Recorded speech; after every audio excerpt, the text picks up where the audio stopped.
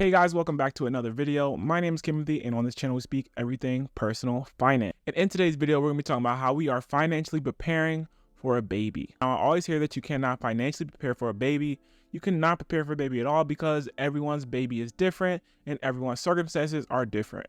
But we are doing our best to financially prepare, to mentally prepare ourselves for our child that is coming in December. This process has been exciting, but definitely overwhelming, just thinking about all the financial strains, all the finances that need to be pumped into preparing for the baby, and then all the financial resources that need to be pumped into the baby. Now, I know we are not the only one because at my job, everyone is having kids around the same age as I am. I see Facebook posts, I see Instagram posts of my friends from high school and college having kids, and hopefully whoever's watching this, maybe I can help you prepare financially for a child or help you start thinking about ways that you can prepare financially for your child. Now, I'm not saying what we're doing is right or wrong, but I'm just expressing my opinion and preparing financially for our child the way we want to. So I'm going to share what we learned in our experience and journey in hopes to help you on your journey. So let's dive into our 9-month checklist. First, we sat down for a talk. We want to get on the same page of what we want our financial future to look like. We knew that the financial decision we made today will shape our future for years to come. We talked about whether we want to start a college fund for our child, talked about how work or daycare is going to look, whether she's going to be a stay-at-home mom. This conversation was very eye-opening to just see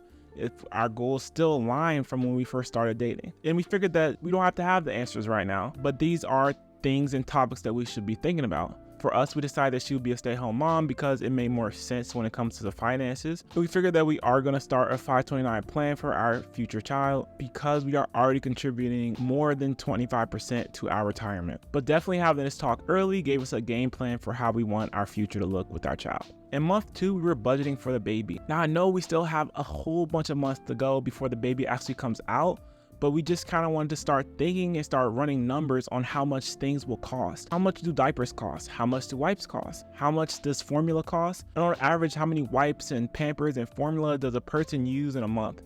Now, this is when it gets difficult because, like I said, you can't prepare financially for a baby because every baby is different. But it was a good idea for us to start getting these numbers together and seeing how much that will put towards our budget. But this is also just something that we were thinking about before we had a baby because we don't want to be financially strained when we do have a baby. Before we had a child, we were already looking at how much our Pampers, how much our wipes, how much would it generally cost to maintain a baby monthly. And we knew that we would have to sacrifice a good amount of things when it comes to having a baby, like going out to eat. We like to go out to eat, but we know when there's more mouths to feed, that's more money that has to go to going out. So we are good with cutting back on going out to eat. We also started to look at bigger ticket items like hospital bills, what kind of insurance that we had and how much they would cover in order to deliver us the baby. So we did a deep dive into my insurance and see what's covered and what's not covered. How long is the hospital stay? What's covered when we have to go to our appointments with the OB?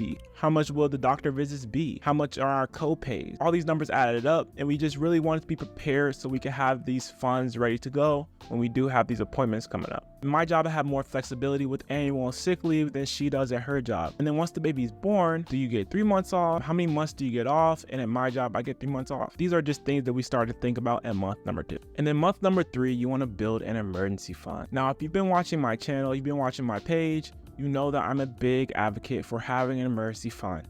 Now, we have an emergency fund of about 3 to 6 months, so we're good there. Also, with my job, it's very stable, it's very reliable income that comes in every 2 weeks. If I did lose a job, it wouldn't be too difficult to get another job, but we do have a good 3 to 6 month emergency fund. And also, our expenses are not very high. Our housing expense is almost zero because we are house hacking, which I am a huge proponent for, especially if you're planning on having a child. You should definitely look into house hacking. And if you have not built an emergency fund and you have a baby on the way, this is a great time to start thinking about it and start funding your emergency fund.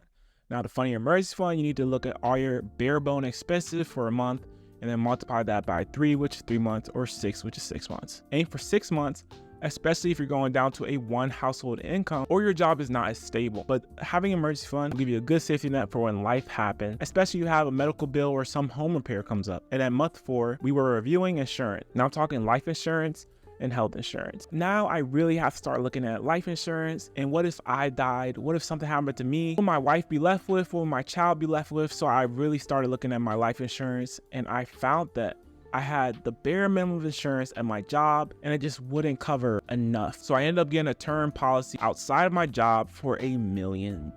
So if something were to happen to me, my wife, my child will be left with $1 million from a life insurance policy I went with. Now, it is a term life insurance policy, so it's very low minimum payment. And I'm doing it for 20 years. I just want to kind of talk this out. My idea is that if I do this for 20 years, nothing happens to me. That in 20 years, I will have close to that in my 401k and with the Roth IRA and my brokerage accounts all put together, that I won't really need another term policy after that, because if something did happen to me, my wife and my child, of course, would be the beneficiaries of that money. So I'm doing a 20-year term policy. It's really giving peace of mind because I know if something were to happen to me, my wife and kids would be set. And I also started to review my health insurance. Right now, we're just on a health insurance plan that covers my wife and I. But when our child comes, we'll have to move to the family plan, which is also going to cost more money, which you also have to factor into your just total expenses for the month. Because that's less money going to your budget and more money going to your health insurance. So these are all just little things that add up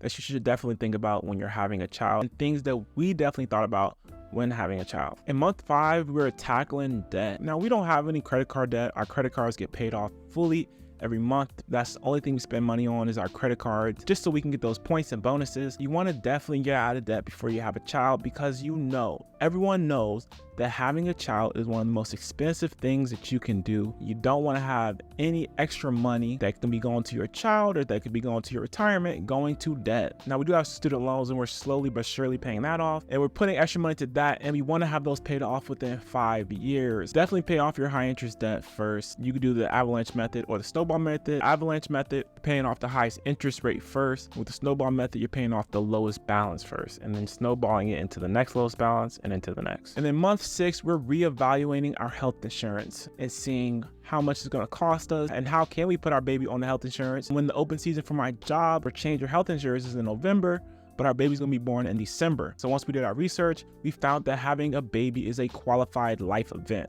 And when you have a qualified life event, that is when you can change your insurance, you can add insurance, you can drop the insurance. So when we have our baby, it'll be a qualifying life event. So I don't have to change my insurance in November. I can just wait till December for my qualified life event to change my health insurance or to change my life insurance. And that's something that I will be doing. So I already have the website, I already have the links on where to go when it happens, because I did have to do some digging at work on how to find the forms and who to submit these forms to. Just do your due diligence, especially when it comes to health insurance plans. And in month 7, which is where we're at now, we want to start estate planning.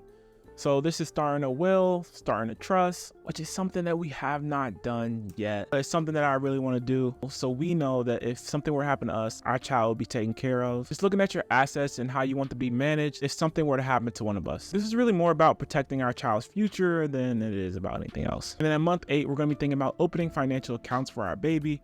Now, I did mention earlier the 529 plan, but there's also the custodial Roth, custodial brokerage accounts. So we already did start our 529, and we kind of devised a plan of how we're going to fund that every year, as well as fund our retirement, because our retirement matters too. And finally, in month 9, we're going to be doubling down and focusing on our retirement as well. We're going to talk to each other about our retirement and where we want to be in 22 years. I have us retiring. We are focusing on baby's future, but we also don't want to forget our future and the plans that we set for our future. And hopefully by planning our future, we can set a great example for the baby. As they grow up, they can see their parents striving for something, and then when they get older, they will strive for the same. And I know it's probably really easy to focus entirely on the baby, but we just really want to find a good balance to focus on the baby and focus on ourselves. So we review our IRAs, we review our brokerage accounts, we review our 401k, and see how much money we're putting into them, and then seeing if we're able to add more as years go on, because as you get raises, we want to add more money to our brokerage accounts.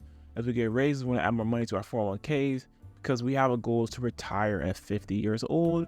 And from the looks of it right now, it's looking great, and we just want to continue that journey as we have our baby. And that's our 9-month checklist when preparing for a baby. So if you guys enjoyed this video, leave a like and don't forget to subscribe, and I'll see you guys in the next one.